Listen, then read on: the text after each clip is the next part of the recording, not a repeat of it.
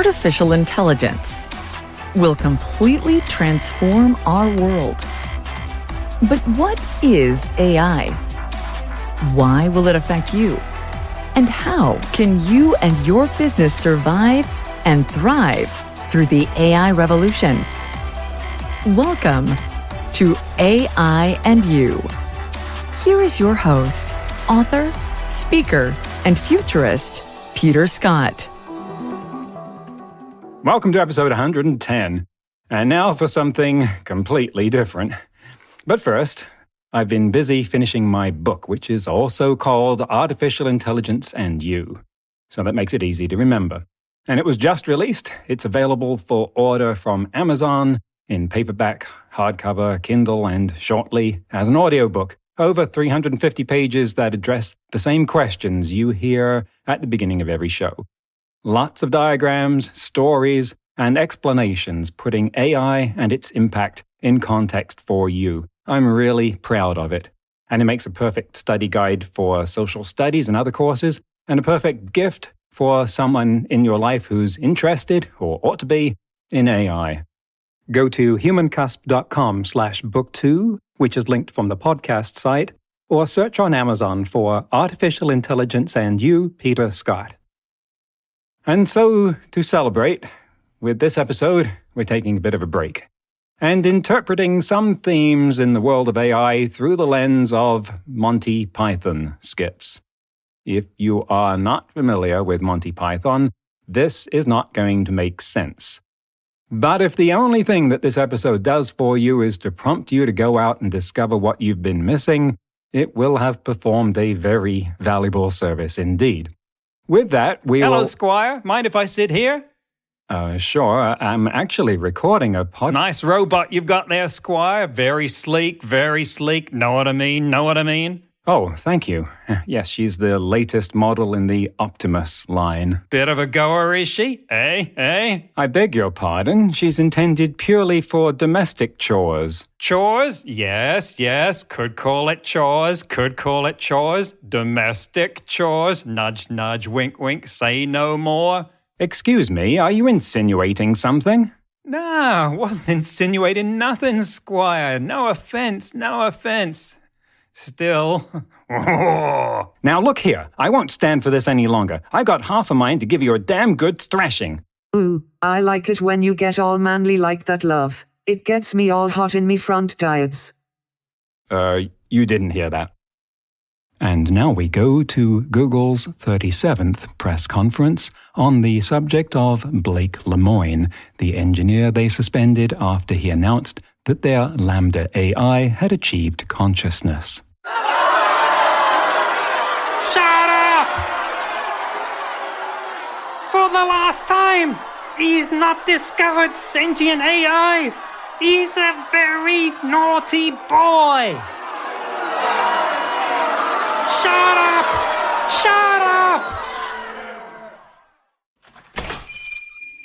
Hello, this is an artificial general intelligence shop, is it not? Yes, Governor, that's what it says on the door. Very good. I would like to take one of your best girdle machines, if you please. Sorry, Governor, we're fresh out of girdle machines. Oh, well, then I'll take a probabilistic inference engine. Hold on, I'll take a look. Sorry, we don't have any today. All right, well, in that case, I'll just settle for theory of mind. We don't have any of those either. What do you mean? It's the single most common model of AGI there is.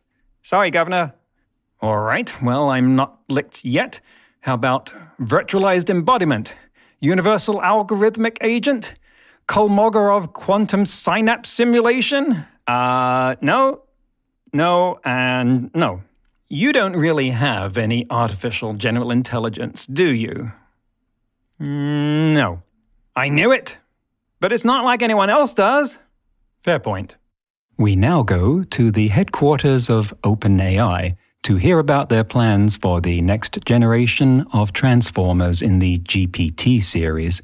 Here is a senior scientist and distinguished researcher. If we compare the number of parameters in GPT-3 to the number of synapses in the human brain, we see that it is much smaller.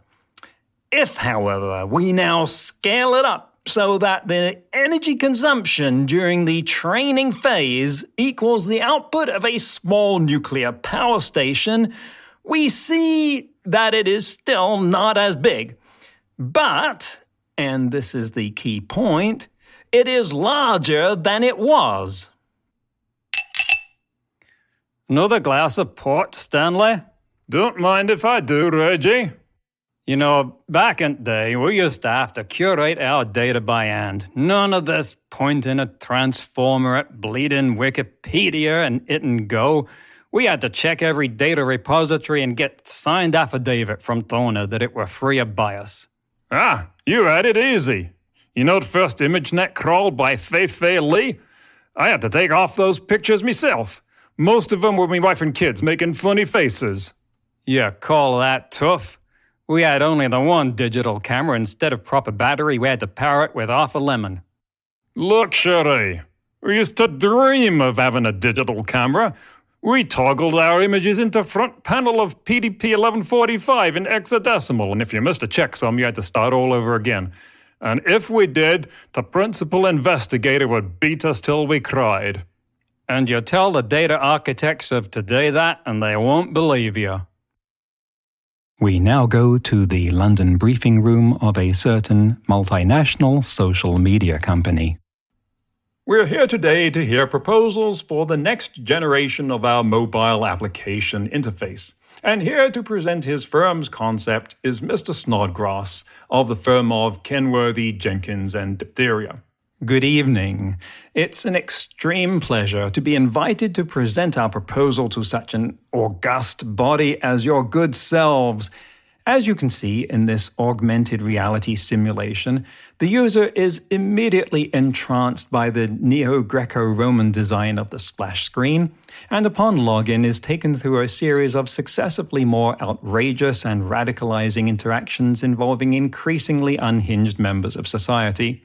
They are eventually directed to go outside at a suitable time when our low Earth orbit 10-megawatt laser is passing overhead and has a sufficient charge to penetrate their skull and boil the contents. The last... Excuse me, did you say laser? 10-megawatt laser, yes. As I was saying, the first pulse vaporizes their hair and surface skin layers and Pardon me, but are you proposing to slaughter our users? Does that not fit in with your plans?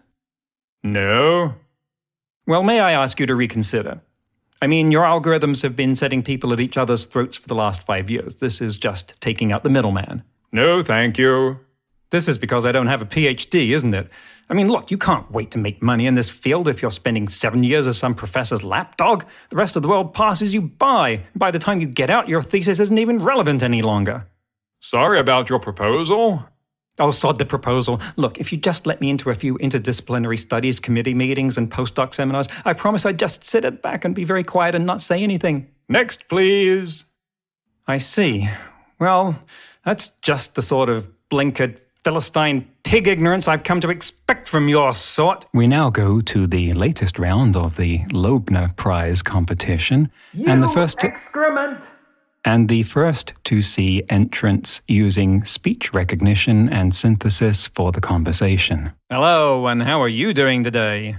I'm doing very well today, and how are you? Aha, I can already tell that you're a computer. That's exactly what a chatbot would say.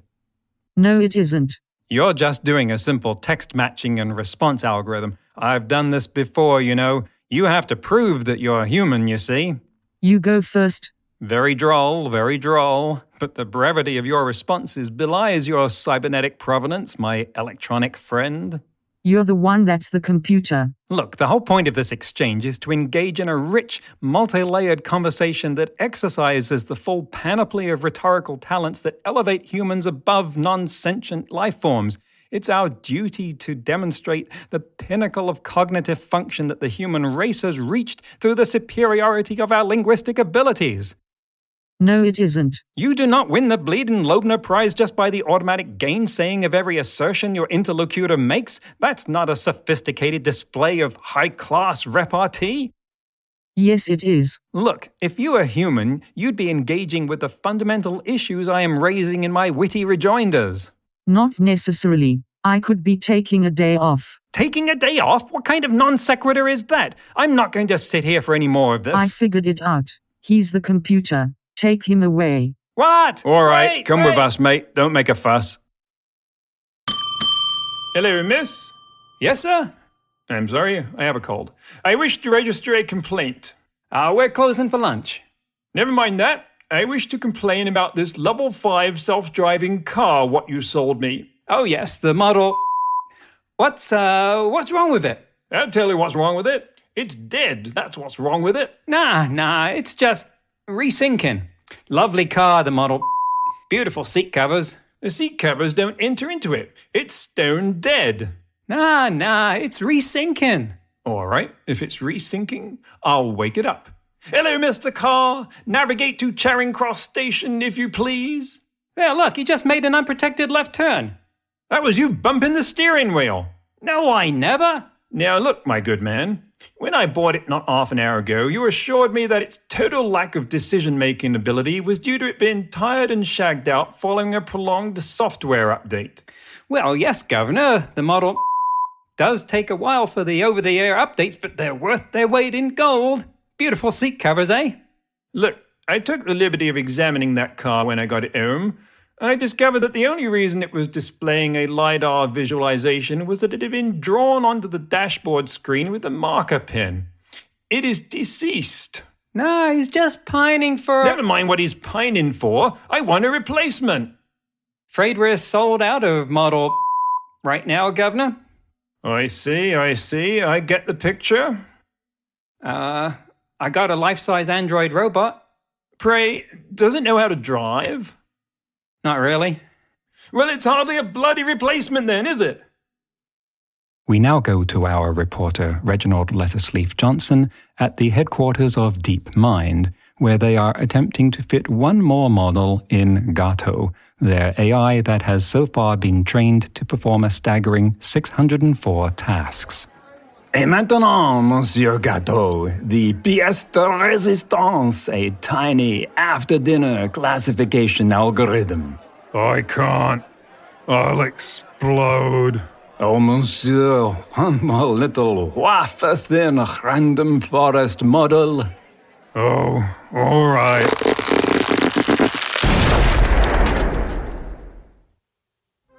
Well, that's the end of the show, and as they say, not giving up the day job. Next week, my guest will be Jansu Janja, who is a philosopher with a PhD in applied ethics and is the founder and director of the AI Ethics Lab, where they help businesses solve ethical problems in their particular areas. Until then, remember, no matter how much computers learn how to do, it's how we come together as humans that matters. I'm Peter Scott, and this is AI and You. No, it isn't.